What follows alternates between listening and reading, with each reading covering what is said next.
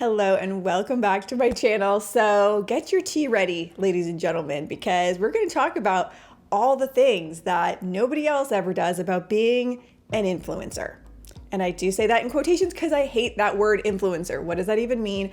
I consider myself a content creator, but that is kind of the common word people use. And I feel like the more that influencer culture has gotten into society, the more misconceptions there are, and frankly, truths. And yes, I'm even going to discuss in detail the whole money issue, how much influencers make and all of that. I asked on my Instagram stories what you guys really wanted to know, and you went in. You did not hold back with these questions. There's a lot to discuss, so let's dive in. A lot of questions revolving around haters. Do I get a lot of haters? Has any hater comment ever made me cry? So I am an extremely sensitive person. So it's kind of crazy that I'm even in the public eye for all of these people on the internet to say whatever they want.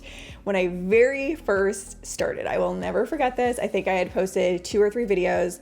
I got a comment and it was like, who is this fake dumb blonde? She needs to get off the internet. Something along those lines, which in the context of hater comments, maybe isn't even that mean, but that hit me so hard. I was sobbing and I had to go to a bachelorette party that afternoon. I was so upset. I almost canceled. I could not get it together. Eventually I went and then I realized I'm like, I need to toughen up a little. I need to get some thicker skin because I will crumble. I will completely crumble. At this point, I am very, very extremely lucky that I don't get that many mean comments to my face. That is not to say that people are not talking about me and I don't catch wind of it, and that's fine, because I once heard the quote, what other people's opinions are of you is none of your business. What motivated me to become a YouTuber? I wanted to answer this question because I don't think I've ever publicly shared this story. You might not even believe me because it sounds ridiculous, but the only reason I ever started on YouTube is because my mother nagged me to do it. I never watched YouTube. I didn't really know what it was,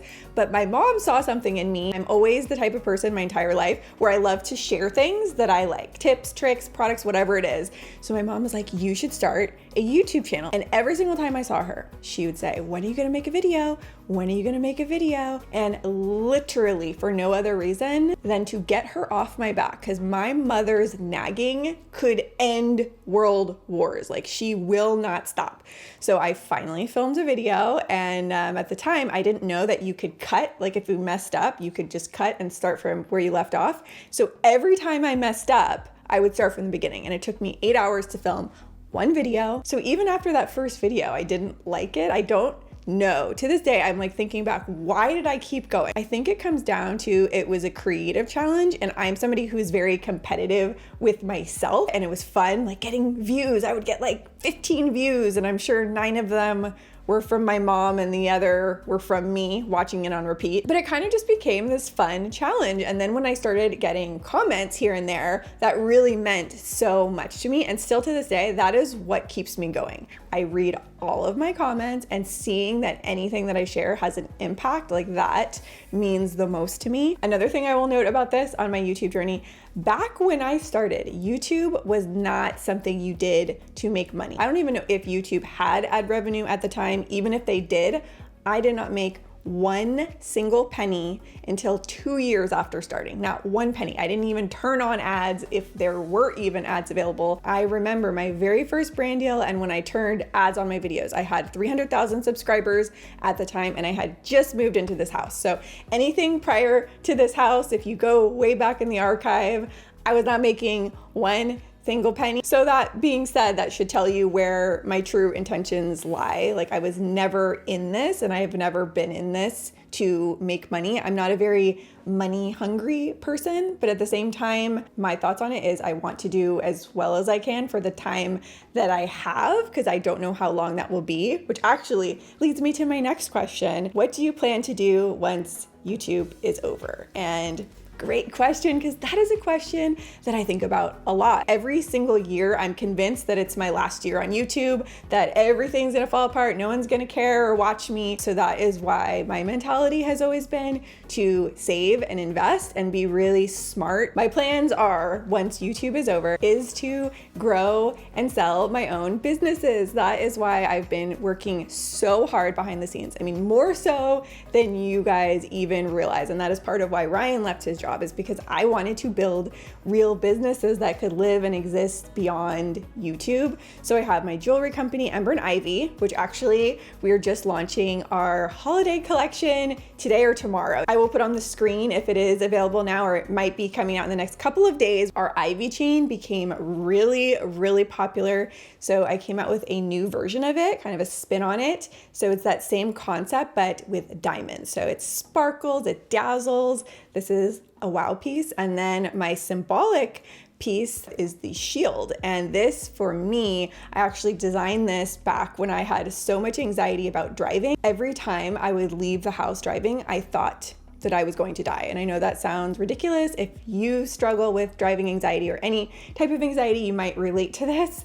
And so I created this because I wanted something I could have on me that made me feel protected. So anyway, I have Ember and Ivy, and then my other brand, Belle Terre, and that's my big picture, like life vision. We have invested so much in this. This is my brand that means beautiful earth. So it's all sustainable, better for the environment home products. And we are an Amazon brand. So the idea there is to kind of plant the seed, create products that I personally love and want to share with you. And then hopefully the brand will take off within the Amazon ecosystem. I plan on staying on this platform and being here for as long as you want to watch, because it is truly, genuinely my passion to share the ideas that I love, products, books, life hacks, like anything interesting and useful that I come across. I love sharing that because I'm hoping to add value to your life, make your life just a little bit better and more positive. Do I have any beef with other influencers?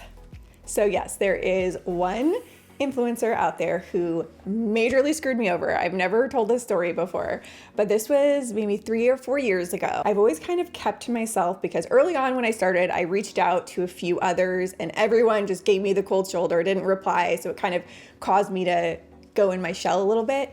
And there was this girl, she had a kind of similar channel to me. She started engaging with my content, messaging me, like sparking up a friendship. So we became friends. We would talk on the phone, share information.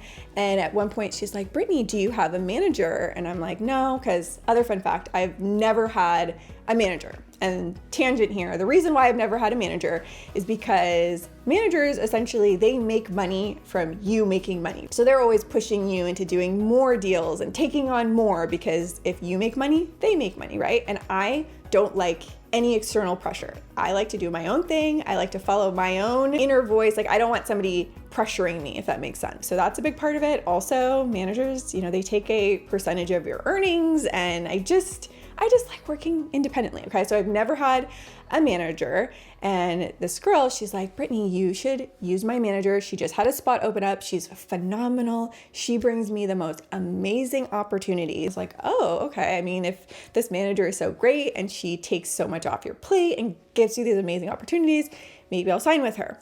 Long story short, I signed with this manager. Lo and behold, the girl completely lied to me. She lied about how much she was making. Apparently, she got some kind of a signing bonus by bringing me on. And this manager, not only did she not bring me any good opportunities, she brought me only horrible opportunities. But when I brought in my own deals from pre-existing relationships, she was taking 20%. So she was taking 20% of everything I made with doing no work. These were all pre-existing relationships that I had. And I was so upset and despondent. I hired my own lawyer who was able to find like a loophole in the contract. This is right before Capri was born, literally 2 days before Capri was born. We found this loophole in the contract and I was able to get out of it. And another interesting thing about this girl is she is no longer on the internet. And that is something I will tell you. I feel like in influencer culture, people's true colors, they come out. So yes, there are some influencers I don't have personal beef with, but I just don't think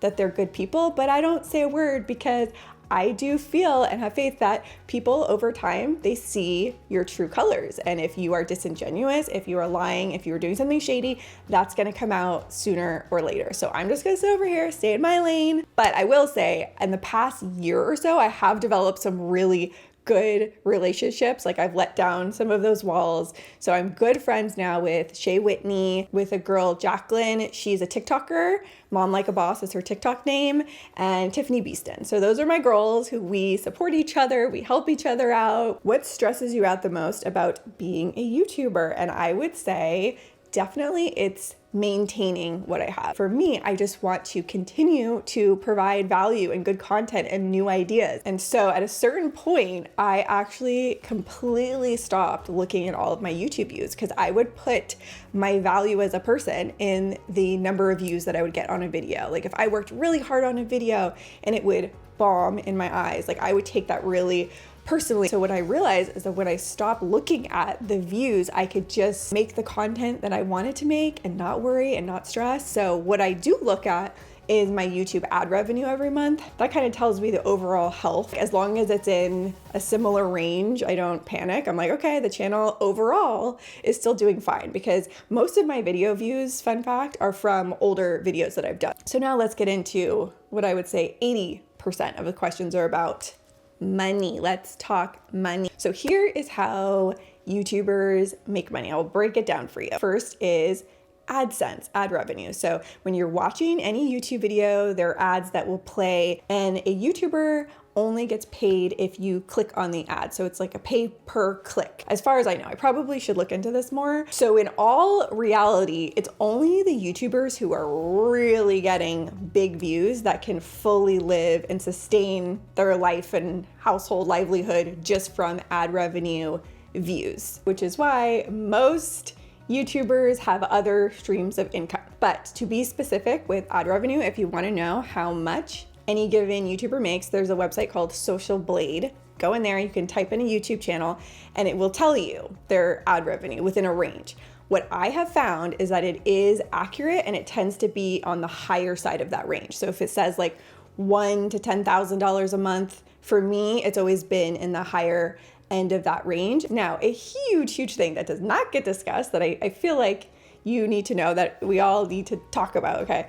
Whatever that number is, like sometimes you hear these big numbers that influencers, YouTubers are making. You have to take that number, okay, and cut it in half. Not exaggerating. Self-employment tax, we pay almost $2,000 a month out of pocket for health insurance, federal tax, state tax. So whatever numbers you see or hear, just know that in most cases it is cut in half. I mean, I'm in California, so our taxes are higher than other states, but still. And then most influencers do have a manager where they give somewhere between 10 to 20%. Most people, it's like 15% goes to the manager. So it's not as luxurious as it seems, like just looking at the high level number. Next is brand deals. I could do a whole video and let me know because I'll answer more in-depth questions about brand deals. So I will tell you how much YouTubers and Instagram influencers get paid for brand deals because there's a formula that I have found in my experience to be accurate. And so that is for every 100,000 followers,